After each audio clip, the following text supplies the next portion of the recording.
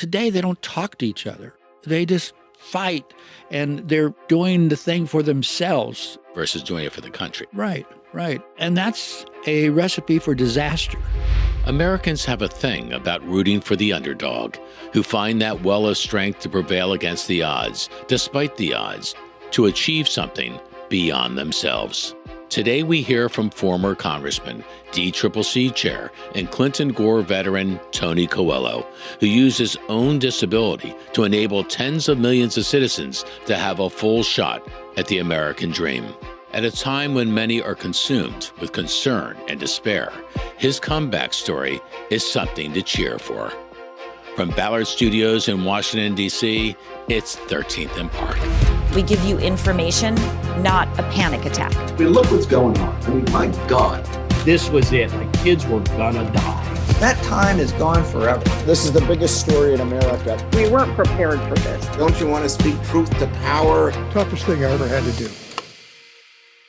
Well, Tony, it's great to have you on the show today, and Michael LaRosa, one of the newest partners at Ballard Partners, and of course a veteran of media on and off Capitol Hill, and most recently the White House. Michael, take it away. You came into Congress, you were a chief of staff for a member from California, and you had the experience of working with three men who became speakers. Two of them you served under, Tip O'Neill, Jim Wright, and Tom Foley. What made them different, the strengths and weaknesses of them, and knowing that you were basically next in line, how do you take what happened back then in the 80s and those men and their personalities and their skill sets and equate that to what's happening literally today on the House floor, where we've never seen anything like it? At one point, you had the Speaker determined who was the whip and DCCC chair. And there was an axis between Boston and Texas. So Rayburn would be a speaker, and then you brought in John McCormick, and then you go back and forth. Mm-hmm. Tip was in, and then Jim Wright, Texas, Massachusetts. So those of us in my class led an effort to in the caucus to make the to make the whip elected, to break up that back and forth between these two states. Yeah. And interesting thing is that Tip and Jim Wright and Danny Rostenkowski, my mentor, all opposed it. But we wanted, at the time, was Democratic Study Group, DSG, and they supported it. And we won overwhelmingly. And that started a whole new change in the Democratic caucus and ended up with where we are today, and that it's all free elections. People basically can move in no matter where you're from. Adam tells me this. You were the first member from California to serve in Democratic leadership? Yeah. The first Hispanic, the first Portuguese American. You had a lot of firsts going on here. First person with disability. First with disability, yes. And so that's what went on there. Now, go forward. Tip was a jolly old guy, very liberal, but a jolly old guy. And he had tremendous deep relationships with members of the caucus.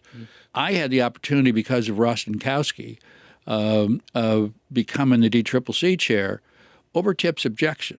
And Tip was going to introduce me in the caucus.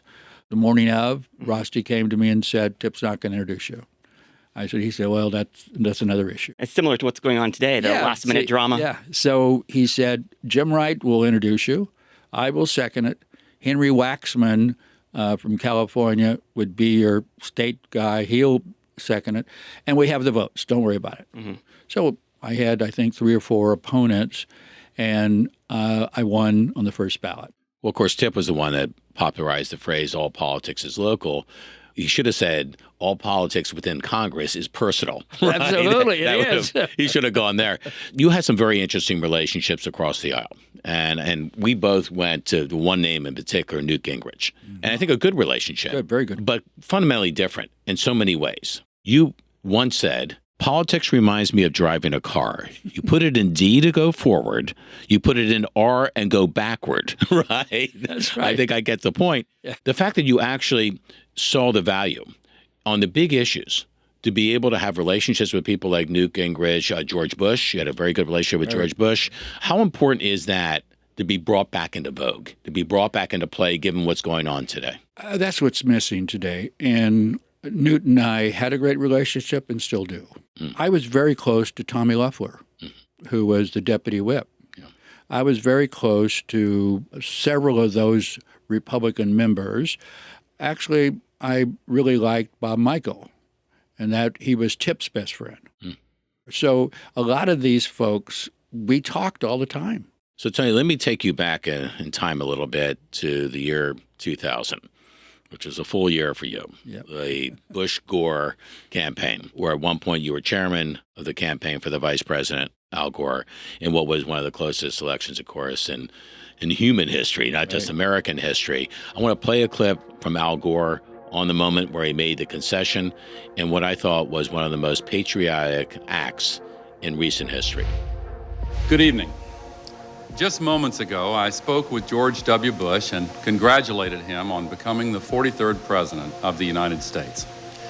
And I promised him that I wouldn't call him back this time.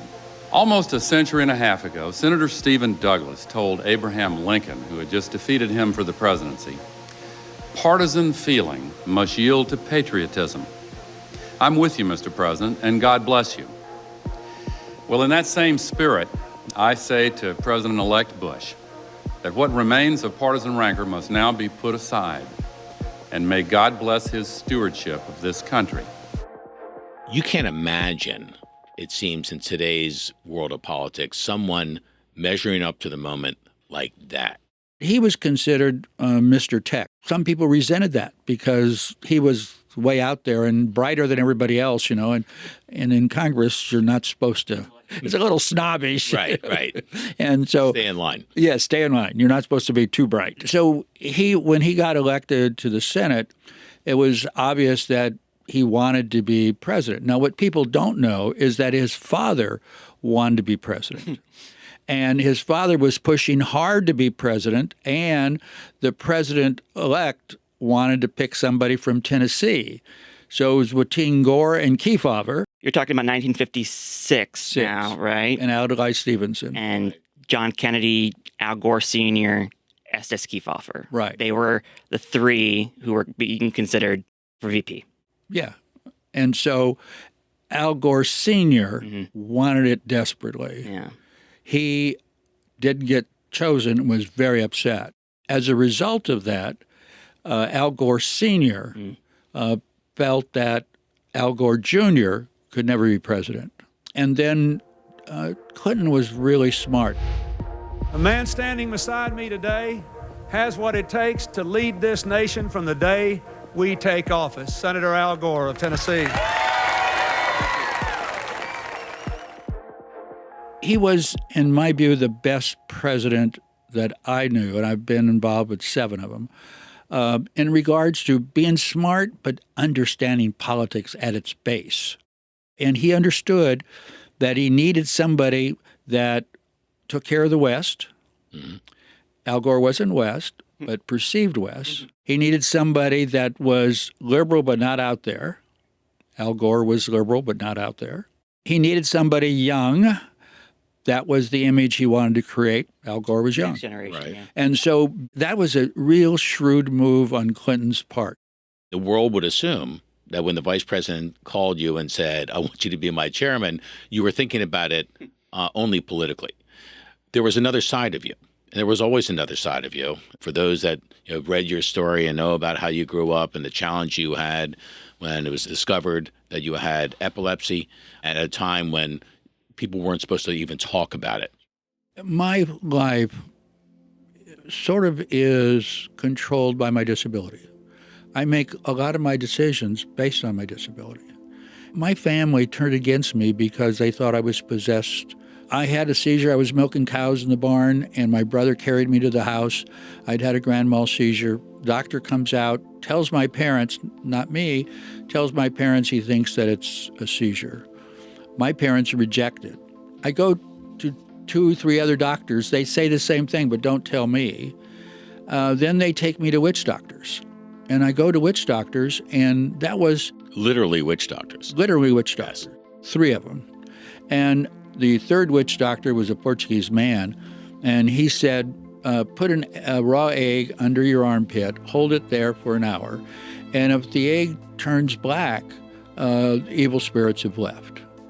And of course, I did that, and of course it wasn't. I told my parents, I'll never go to another witch doctor. It started a separation between me and my family as a result of that. I resented that.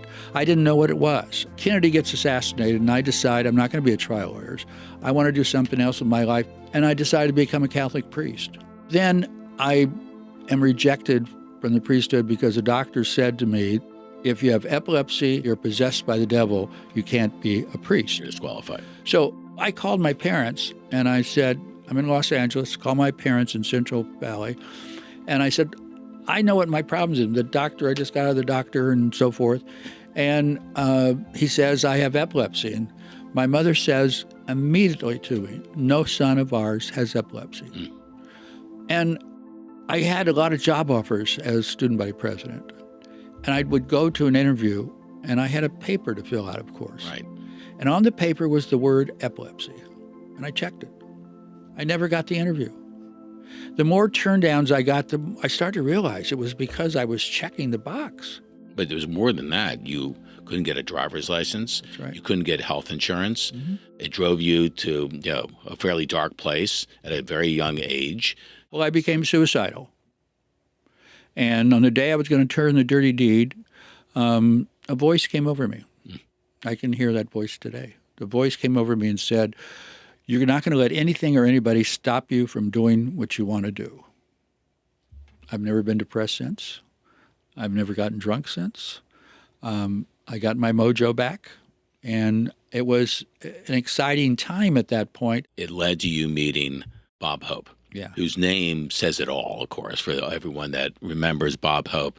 And he inspired you to get in a different kind of ministry, what we'll call the ministry of politics. Tell us about that. I lived with he and Dolores Hope and their family for a year. By the way, was he funny when he was off the stage as well as... He was great, I tell you. He was like that all the time. So one day he says to me, we're driving to Chrysler Comedy Hour.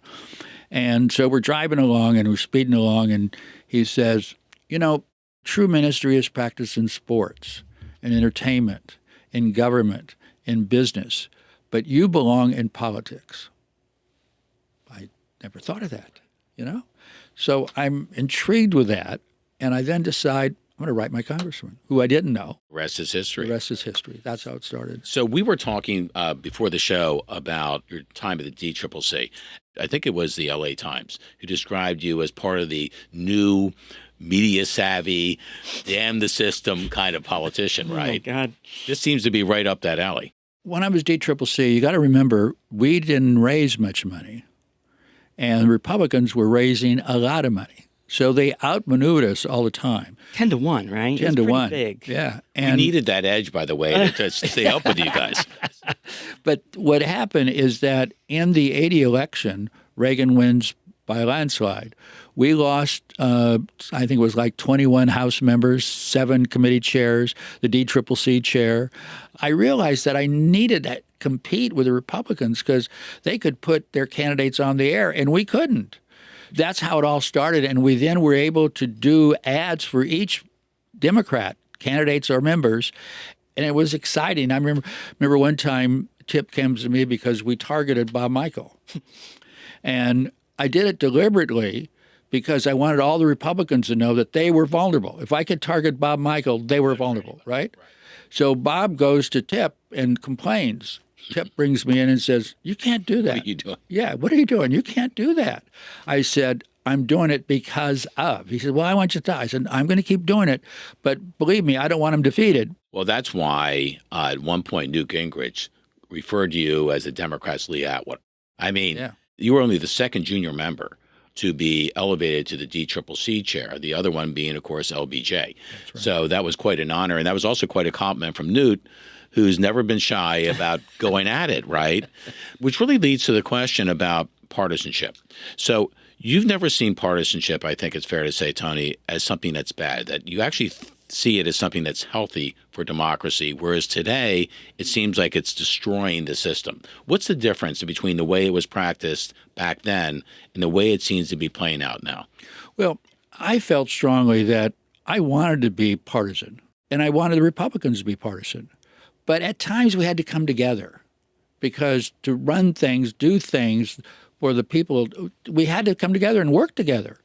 And I had a great relationship with a lot of Republicans, and I talked with them all the time.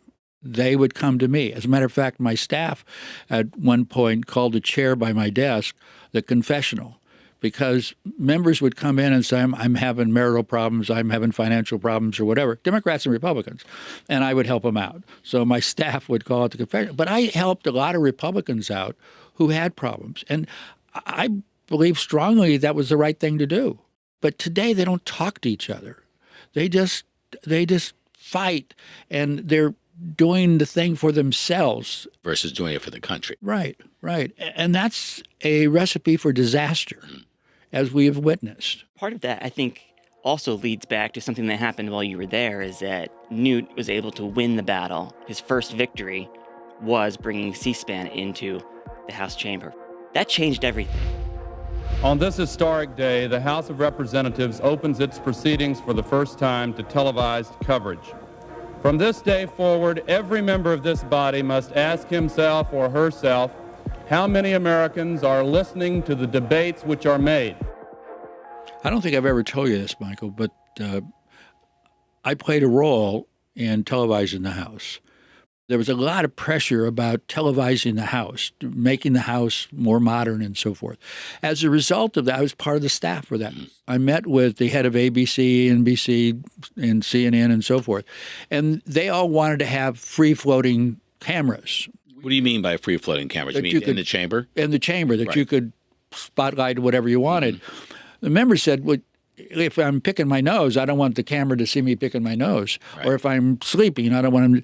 And so the compromise was to have still cameras who only focused on the podiums. But all of a sudden now, you had a camera on that podium, and it couldn't pan to see that there was nobody else in the chamber. Right. So basically, Newt, being very shrewd and wanting to knock out Bob Michael and wanting to end up being speaker, that was what he wanted to do at the time. That's his platform. He took advantage, and Tip resented Newt big time. And so Newt one day is taking it on, and Tip gets up and takes on Newt. Newt then demands that Tip's words be taken down. And that made, and they were. Stricken from the record. And Newt's loving every second. And Newt's, because he's all of a sudden, he got it. He got the speaker to react to him. Right. So his colleagues thought, my God, this is it. His stature was raised on that. Tip made a huge mistake by taking Newt on. This seminal moment in the House that you were very much a part of, that I think changed partisanship for a long time and really did, in addition to the C-SPAN, really helped Newt win. I think I know where you're going, by the way. The Bloody Eighth. Glasgow McIntyre. The 1984 general election. You know what happened that night. It was first declared for the Democrat. Okay. Then it was declared for the Republican. Okay. Then it was declared for the Democrat. And everyone's going, what? So Frank was a member of Congress, and he, of course, was in our caucus. Democrat. Now, I'm campaign chair. And so I'm still involved in this race. Yeah. We were heavily engaged in going through it. Now there's a recount going on. Basically what happened is McIntyre was ahead at the time. I get calls from people in the district saying there's a lot of hanky-panky going on here. And so I get very involved. We hire an attorney and we really get into it. And we feel that that is true based on the review. Not partisan politics. I was very much I want the truth. Right. Whatever the truth is, I want it. Right. And so basically we got into it. The House Administration Committee took the case. Who was chairman of the committee? Leon Panetta. Leon Panetta. So Leon Panetta, Mr. Holy, everybody respected Leon. And I thought that was perfect, right? And so I said, let's do the investigation. I'm all for it. Why did you guys even have a say? Why didn't the state of Indiana? They basically counted it, and it was McCoskey who was ahead at that point. But we controlled who enters the House of Representatives, who is declared. Who you're going to see. They present the candidate, in effect. Got it. We have to approve the candidate. Yeah. And so basically, we go into it, and Leon, they start a recount. Mm-hmm. And Republicans do a chant, of course. They're upset, and rightfully so. I was never. Right. I thought it was all fine. Mm-hmm. The Democrats came after me about why are you doing this? Tip called me in and says this. I said, it's all fairness. If we won, we won. If we lost, we lost. Right. But I'm not willing to let this go without knowing the facts. Because at this point, the nation's looking at this race. And all of a sudden, it's a big race. race. It's kind of like, are we going to do the right thing or not? And so Leon is involved, and he does this extensive investigation and rules that Frank won. And it was, chaos. A lot of my Democratic colleagues felt that I went too far pushing it. I don't. Today, I still believe what we did was right. The problem in this country still is if you have a razor-thin margin of victory or defeat, we're never going to quite know. You go back to Gore and Bush in Florida, the 537 votes, Kennedy, Nixon. If things are so close, unfortunately, that's the messy part of electoral politics because everyone's going to have a beef and everyone's going to say, well, this was unfair and that was unfair and this person shouldn't have been counted and that person. But if it's close, there's no system in the world that can officiate close to everyone's satisfaction. That's exactly right. But my view at the time, I was partisan, but I also liked to work on the other side of the aisle.